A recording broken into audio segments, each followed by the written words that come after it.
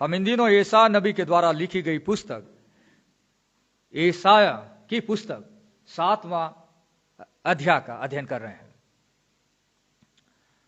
और पिछली बार हमने एसाया की पुस्तक 7वां अध्याय 1 से 9 पद का अध्ययन किया है। एसाया 7 1 से 9 में हम देखते हैं कि अराम का जो राजा यसीन है और इस्राएल का राजा पेका संयुक्त रूप से इस्राएल पे चढ़ाई करते हैं।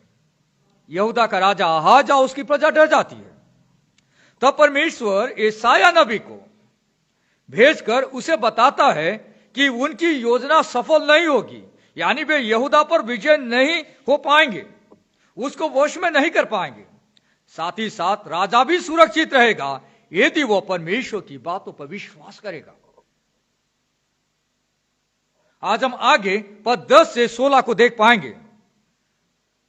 परमेश्वर उसकी मदद करना चाह रहा है कि वो उसकी बात पर विश्वास करें, और इसके लिए वो आहाज से कहता है कि तू कोई चीना मांग, पर वो चालाकी से नहीं मांगना चाहता है।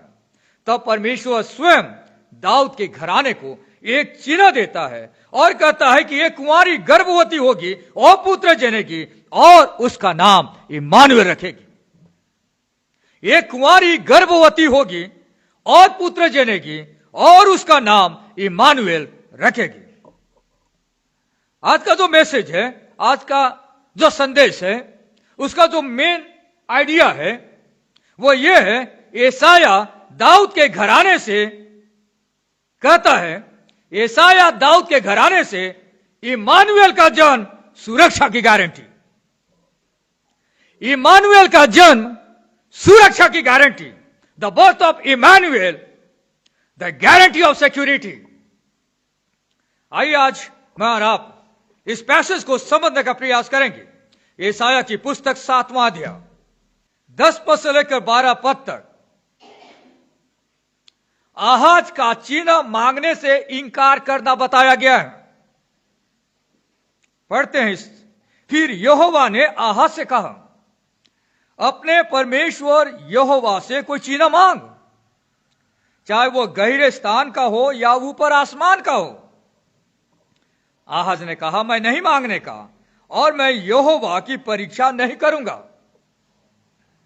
जब परमेश्वर आहाज के विश्वास को मजबूत करने के लिए चिन्ह मांगने को कहता है, तब वो बड़ी चालाकी से मना करता है।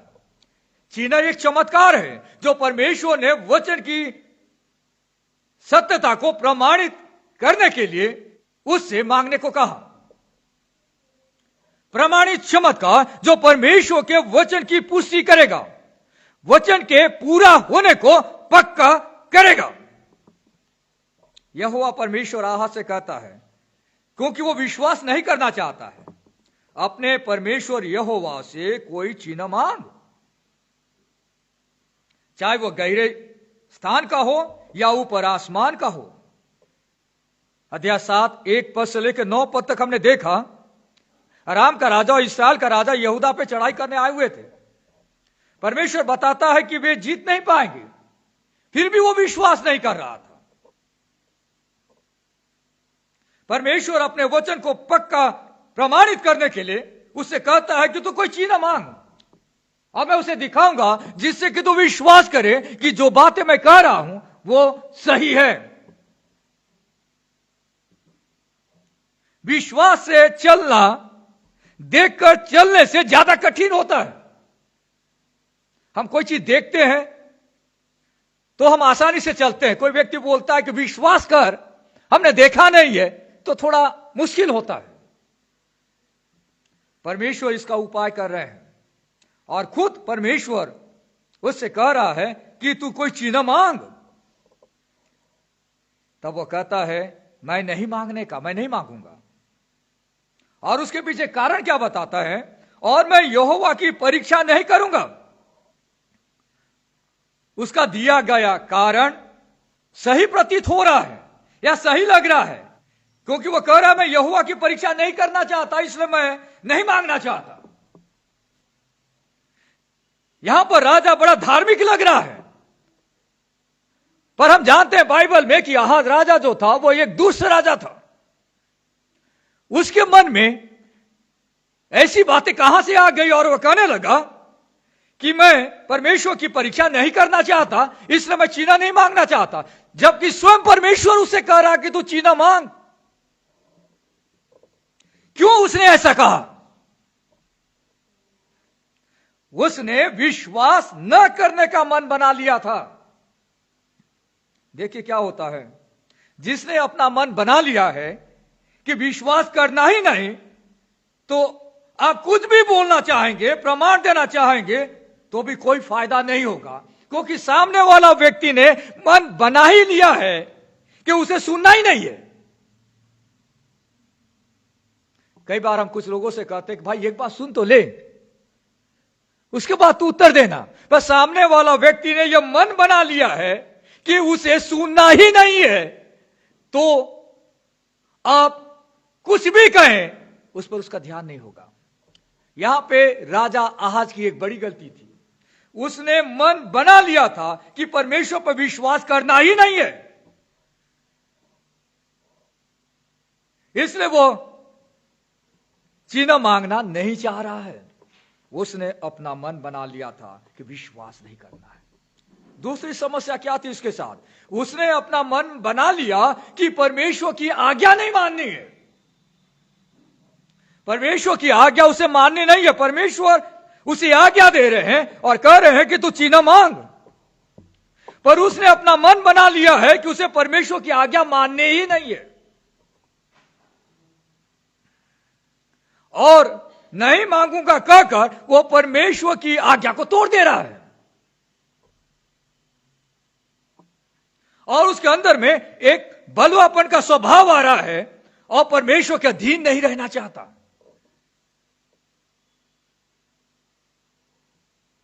एक और कारण, वो क्यों ऐसा जवाब देता है?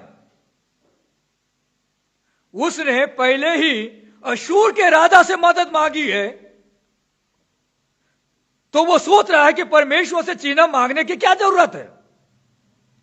आपको इतिहास समझना पड़ेगा। ये जब ये युद्ध चल रहा था, पड़ोसी जो देश थे यहूदा पर आक्रमण किए थे, तब यहूदा का राजा आहाज अपने बचाव के लिए अशूर के राजा को अप्रोच करता है, और अशूर उस समय का सामर्थी राजा था। उसको लग रहा था कि अशूर का राजा अगर उसके साथ आएगा तो बगल के जो दो देश हैं जो उस पर चढ़ाई किए हैं वे पीछे हट जाएंगे। तो उसने पहले से ही ऑलरेडी अपना विश्वास अशूर के राजा पर रख चुका था। अशूर के राजा से उसने मदद मांगी थी, इसलिए वो परमेश्वर से चीना नहीं मांगना चाहता है। उसे मालूम है कि परमेश्वर से अगर चीना मांगा तो परमेश्वर उसे पूरा करेगा, तो उसने जो मदद दूसरे देश से मांगी है उसका क्या होगा? या यह भी हो सकता है कि परमेश्वर के प्रति उसके मन में कड़वाहट हो, यह सोचकर कि परमेश्वर ने क्यों ऐसी विषम परिस्थिति उनके जीवन में लेकर आई है। मेरे प्रियो, जब मैं और आप पद 10 और 11 और 12 पद को पढ़ते हैं, एक बड़ा एप्लीकेशन मेरे और आपके लिए है। जब हमें परमेश्वर की आज्ञा नहीं माननी होती है तो हम बड़ी चालाकी से लोगों के सामने ऐसे कारण देते हैं कि लोग हमें सही कहें और अच्छा विश्वासी कहें। ध्यान से सुनिएगा, जब हमें परमेश्वर की आज्ञा नहीं माननी होती है तो हम बड़ी चालाकी से लोगों के सामने ऐसे कारण देते हैं कि लोग हमें सही कहें और अच्छा विश्वासी कहें, जैसे आहाज यहां पे कारण दे रहा है। लोगों को लगे वाह, राजा ने क्या बढ़िया जवाब दिया, और वह कहने लगा कि मैं परमेश्वर की परीक्षा नहीं करना चाहता, पर उसके पीछे उसका मोटिव क्या था वो कुछ और ही था। कई बार मेरे और आपके लाइफ में ये एक बड़ा टेम्पटेशन आता है। कई बार हम बड़ी चालाकी से अपने जिम्मेदारियों से भागते हैं और कारण ऐसे प्रस्तुत करते हैं कि सामने वाला कहे हाँ हाँ, लगता तो है कि तू सही है और सही कारण दे रहा है। जैसे उदाहरण के तौर पे मैं समझाने के लिए कह रहा हूं, जैसे किसी की मां की तबीयत खराब है और वो अस्पताल में भर्ती है, तो सुबह के समय, संडे के दिन, वो बहुत बढ़िया कारण देगा। मेरी मां की तबीयत बहुत खराब है, हॉस्पिटल में एडमिट है, कारण बहुत बढ़िया है। सुनने वाले को लगे अरे वाह, उसके मन में इच्छा तो है चर्च आने का, पर क्या करे बेचारा, उसकी मां की तबीयत बहुत खराब है, हॉस्पिटल में एडमिट है, इसलिए उसे हॉस्पिटल जाना पड़ रहा है। वो चाहे तो उस दौरान या 2 घंटे के लिए किसी और को वहां पर रख सकता है, उसके बाद भी वो हॉस्पिटल में जा सकता है, पर वहां जाकर उसे और दूसरे काम करना है, या वो चर्च आने से बचना चाह रहा है इसलिए वो कारण दे रहा है। वो बात लोगों को समझ में नहीं आ रही है, पर सुनने में बहुत अच्छा लग रहा है। जब हमें परमेश्वर की आज्ञा नहीं माननी होती है तो हम बड़ी चालाकी से लोगों के सामने ऐसे कारण देते हैं कि लोग हमें सही कहें और अच्छा विश्वासी कहें। कई सारे कारण, कई सारे बहाने हम बनाते हैं परमेश्वर की आज्ञा न मानने के लिए में। समझ रहे हैं? आगे देखिए, वो कहता मैं नहीं मांगूंगा, फिर भी पद 13 में क्या लिखा? तब उसने कहा, हे दाऊद के घराने सुनो, क्या तुम मनुष्यों को उकता देना छोटी बात समझकर अब मेरे परमेश्वर को भी उकता दोगे? क्या मतलब है? हे दाऊद के घराने सुनो, परमेश्वर चाहता है कि लोग उसकी सुने और उसकी माने। परमेश्वर की सुने और परमेश्वर की माने। कई सारे लोग परमेश्वर का नहीं सुनना चाहते क्योंकि उन्हें परमेश्वर की आज्ञा माननी ही नहीं है। बहुत सारे लोग परमेश्वर के वचन को नहीं सुनना चाहते क्योंकि उन्हें सुनने के बाद माननी पड़ेगी, इसलिए नहीं सुनना चाहते। यहां पर लिखा है कि सुनो,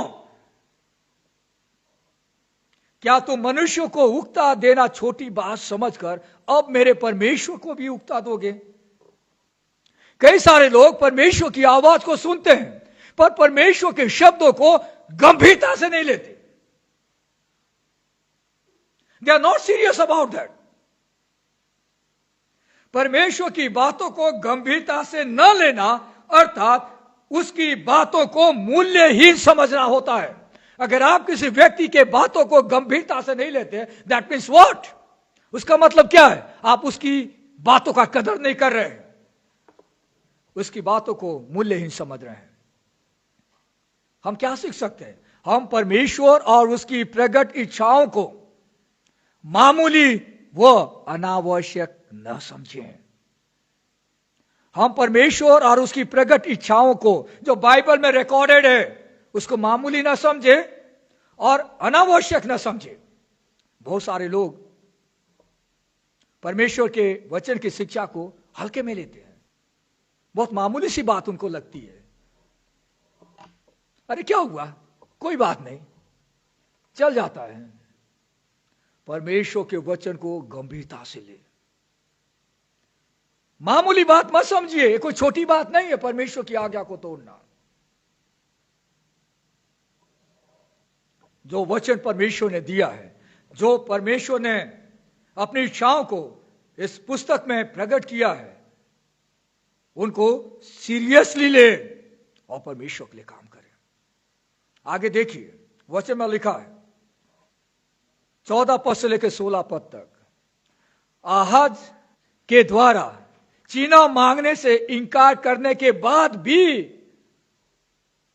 परमेश्वर के द्वारा चिन्ह का दिया जाना यहां बताया गया है। वो चिन्ह नहीं मांगना चाह रहा है, पर परमेश्वर उसके बावजूद भी एक चिन्ह उसे देता है। यद्यपि आहाज ने इंकार किया, जिसके द्वारा यशायाह के शब्दों की सत्यता की पुष्टि होती, तो भी यशायाह आहाज से कहता है कि परमेश्वर एक चिन्ह देगा। सुनो, न सिर्फ यह आहाज के लिए था पर दाऊद के घराने के लिए यह मैसेज था। एक चिन्ह दिया गया है, हम उस चिन्ह को समझेंगे। और यह चिन्ह कुमारी के द्वारा अप्रत्याशित जन्म से संबंधित है। देखिए 14 से लेकर 16 पद तक। इस कारण प्रभु आप ही तुमको एक चिन्ह देगा, एक साइन देगा। सुनो, एक कुमारी गर्भवती होगी और पुत्र जनेगी और उसका नाम इमानुएल रखेगी। और जब तक वो बुरे को त्यागना और भले को ग्रहण करना न जाने तब तक वह मक्खन और मधु खाएगा, क्योंकि उससे पहले कि वह लड़का बुरे को त्यागना और भले को ग्रहण करना जाने, वह देश जिसके दोनों राजाओं से तू घबरा रहा है निर्जन हो जाएगा। एक एक लाइन को समझेंगे। एक कुमारी पुत्र जनेगी पर 14 में, और उसका नाम इमानुएल रखेगी। यह चिन्ह है, यह एक साइन है। कुमारी का मतलब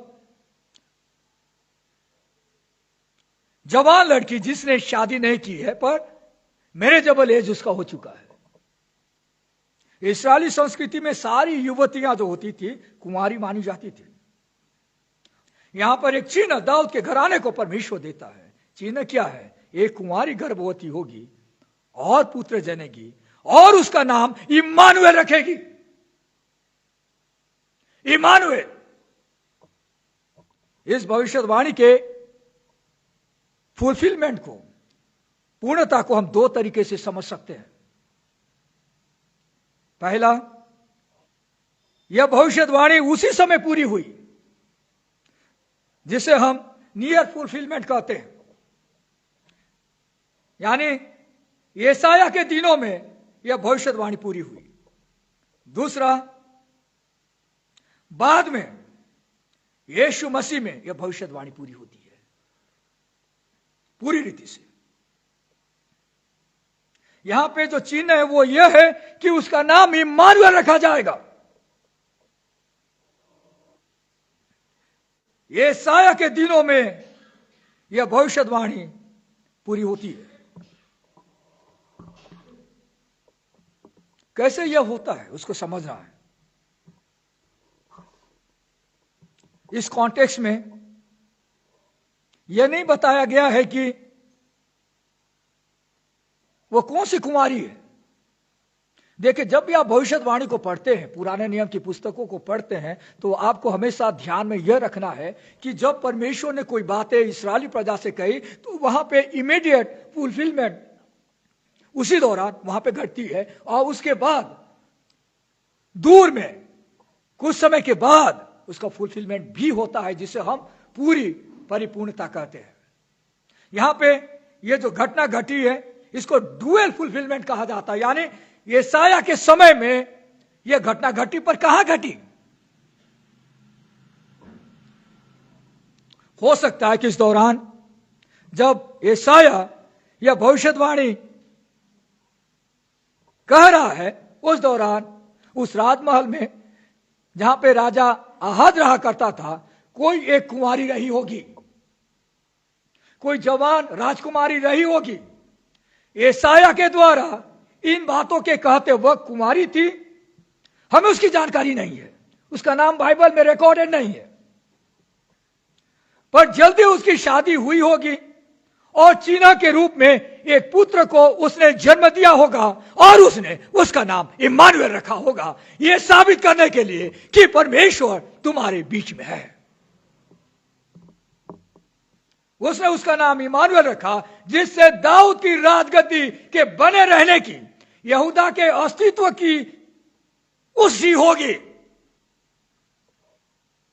पुत्र का जन्म और उसका नाम इम्मानुएल प्रमाणित करेगा कि परमेश्वर अपने लोगों के बीच में है। इम्मानुएल का मतलब होता है परमेश्वर हमारे साथ, परमेश्वर हमारे साथ है। और आगे लिखता है, और जब तक वह बुरे को त्यागना और भले को ग्रहण करना न जाने तब तक वह मक्खन और मधु खाएगा, वो बच्चा, क्योंकि उससे पहले कि वो लड़का बुरे को त्यागना और भले को ग्रहण करना जाने, वो देश जिसके दोनों राजाओं से तू घबरा रहा है निर्जन हो जाएगा। डेजोलेट हो जाएगा। परमेश्वर और भी बताता है। क्या बताता है कि जब वो बच्चा पैदा होगा और वो जवाबदेही के एज तक पहुंचेगा, बुरे और भले के फर्क को समझने लगेगा, उसके पहले ही ये दोनों देश समाप्त हो जाएंगे। अराम का जो राजा था और इस्राएल का राजा जो था, उनके बीच में जो संधि बनी थी, कोalition बना था और जॉइंट ऑपरेशन चला रहे थे यहूदा के अगेंस्ट में, 2 साल के बाद वो टूट जाती है। और बच्चा का 3 साल होने से पहले दोनों के बीच की जो संधि थी वो टूट जाती है। और यह वचन की भविष्यवाणी ईसाया के दिनों में राइट आफ्टर 2 इयर्स फुलफिल हो जाता है। मैंने आपसे कहा कि 7वां अध्याय जो है उसमें जो डेट है वो 734 BC है, और उसके 2 साल बाद इतिहास के अनुसार 732 BC में दोनों के बीच का कोalition टूट जाता है और परमेश्वर का यह वचन पूरा हो जाता है। असूर का राजा अटैक करता है अराम पर और उसे डिस्ट्रॉय कर लेता है, और उस देश का जो राजा था रसीन, उसको मौत की घाट उतार देता है। और थोड़े और दिन के बाद, करीबन 12 साल के बाद 722 BC में इस्राएल जो है वो कैप्चर हो जाता है और उसका भी अस्तित्व समाप्त हो जाता है। हिस्टोरिकल फुलफिलमेंट यहां पे हो रहा है। अगर आप इतिहास को समझते हैं और उस समय के इतिहास को समझते हैं तो आप बाइबल को बड़े अच्छे तरीके से समझ पाएंगे। और यह हर किसी के बस की बात नहीं है, पर चूंकि मैं और आप परमेश्वर के वचन को सीख रहे हैं, समझ रहे हैं, तो हमें जानना बहुत जरूरी है कि जब ये बातें परमेश्वर के वचन में लिखी गई थी तो कैसे उसका फुलफिलमेंट हुआ, कैसे वो पूर्ण हुआ। और यशायाह नबी के समय में यह भविष्यवाणी पूर्ण हो जाती है। मैंने कहा यशायाह के समय में यह भविष्यवाणी ऐतिहासिक रूप से पूर्ण हुई और उसके बाद यह भविष्यवाणी यीशु मसीह में पूर्ण होती है। करीबन 700 साल बाद जब यीशु मसीह मनुष्य बनकर आया, जब मैं और आप परमेश्वर के वचन को पढ़ते हैं, मत्ती रचित सुसमाचार उसका 1 अध्याय उसका 23 पद देखिए, यहां पर क्या लिखा गया है। 22 और 23 पद पढ़ते हैं। और यह सब इसलिए हुआ कि जो वचन प्रभु ने भविष्यद्वक्ता के द्वारा कहा था वह पूरा हो। देखो, एक कुंवारी गर्भवती होगी और एक पुत्र को जनेगी और उसका नाम इम्मानुएल रखा जाएगा, जिसका अर्थ है परमेश्वर हमारे साथ। स्वप्न में परमेश्वर यूसुफ से कहता है, यहां पे वह वचन फुलफिल होता है। एक कुंवारी गर्भवती होगी, मरियम गर्भवती होती है और एक पुत्र को जन्म देती है। अंतिम और पूरी पूर्णता यीशु में होती है इस भविष्यवाणी की। मरियम ने यीशु को जन्म दिया, यह एक चिन्ह था कि दाऊद का घराना बना रहेगा। कई सारे वर्ल्ड पावर आए, यहूदियों को नष्ट करने का प्रयास किया, उसके बावजूद भी परमेश्वर ने प्रतिज्ञा की थी कि दाऊद का घराना बना रहेगा और यीशु मसीह दाऊद के घराने में जन्म लेते हैं। यीशु मसीह में इस भविष्यवाणी की पूर्णता होती है। यीशु का अलौकिक जन्म का जिक्र यहां पे किया गया है। अक्षरशः यशायाह 7वां अध्याय 14 पद की पूर्णता हम मत्ती रचित सुसमाचार 1 अध्याय उसके 23 पद में देखते हैं। यीशु का जो टाइटल है उसका नाम है इम्मानुएल, परमेश्वर हमारे साथ है। मत्ती कहता है, यीशु का चेला कहता है कि जो चिन्ह दाऊद के घराने को दिया गया था वो यीशु मसीह में पूर्ण हो जाता है। इमानुएल के जन्म का चिन्ह यशायाह की पुस्तक में दुश्मनों से छुटकारा की बात करता है। दुश्मनों से छुटकारे की गारंटी है, और मत्ती रचित सुसमाचार में पापों से छुटकारे की गारंटी है। Double fulfilment. इमानुएल के जन्म का चिन्ह यशायाह की पुस्तक में दुश्मनों से छुटकारे की गारंटी है। मत्ती रचित सुसमाचार में पापों से छुटकारे की गारंटी है। इमानुएल का जन्म सुरक्षा की गारंटी। आज जो भी व्यक्ति यीशु मसीह को अपने जीवन में ग्रहण करता है, वो सुरक्षा की गारंटी को एक्सपीरियंस करता है। इमानुएल का जन्म हमारे लिए, दुनिया के लिए, यह एक बहुत बड़ा संदेश है कि यीशु मसीह मनुष्य बनकर हमारे बीच में रहने आया, ड्वेल करने आया, और उसने हमारे दुश्मन पाप, मृत्यु और शैतान को पूरी रीति से हरा दिया। क्या आपके पास इमानुएल है? यदि आपने प्रभु यीशु पर विश्वास किया है कि वो आपको बचाने के लिए मनुष्य बना, उसका बलिदान हमें पापों से बचाता है, और परमेश्वर हमारे साथ रहता है। इमानुएल हमारे पास है, परमेश्वर हमारे साथ। यह मैसेज दुनिया के हर लोगों के लिए एक बड़ी आशा को देता है। जब परमेश्वर हमारे साथ है, तब हमारा दुश्मन कौन हो सकता है? इमानुएल का जन्म एक चिन्ह था। पहला फुलफिलमेंट होता है यशायाह के समय में दुश्मनों से सुरक्षा की गारंटी। इमानुएल का जन्म चिन्ह था।